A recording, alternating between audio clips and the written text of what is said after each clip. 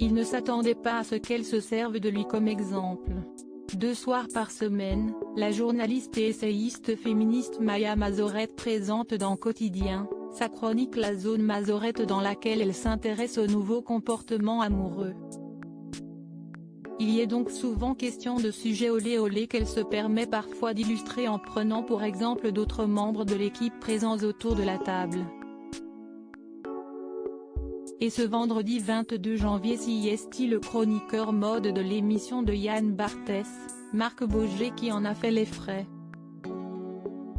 Pour répondre à la question d'une téléspectatrice qui lui demandait comment oser prendre des initiatives sexuelles dans son couple, la journaliste lui a directement montré comment s'y prendre en relevant l'exercice auprès de Marc Boger. « Marc, est-ce que je peux t'enlever ta cravate ?» lui a-t-elle alors demandé sérieusement avant de continuer avec des propositions encore plus coquines. « Après, est-ce que je peux te bander les yeux avec cette cravate? Est-ce que je peux t'attacher avec cette cravate ?» De quoi surprendre l'expert mode, tout de suite très gêné, qui ne s'attendait pas du tout à recevoir de telles avancées, qui s'est alors mis à bafouiller et à rigoler face à une Maya Mazorette à fond dans son personnage. « Je ne sais pas quoi dire » lui a-t-il alors répondu. Sur le plateau, le malaise était palpable si bien que tout le monde est resté silencieux avant finalement d'éclater de rire.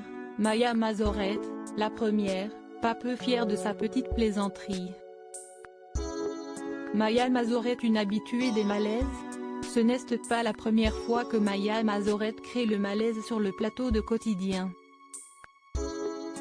La dernière fois c'était face à Jonathan Cohen et Marina Foïs, venus faire la promotion de la comédie Énorme. La chroniqueuse s'était alors lancée dans une analyse juridique de leur film. Elle avait notamment soulevé que lorsque le personnage principal du film commettait une entrave à lit, il s'agissait en fait d'un crime qui en France est passible de 2 ans d'emprisonnement et 30 000 € d'amende. Surpris et gênés, les 2 acteurs étaient alors restés silencieux, ne sachant plus quoi lui répondre. La chroniqueuse s'était alors attrapée en essayant de détendre l'atmosphère avec un peu d'humour.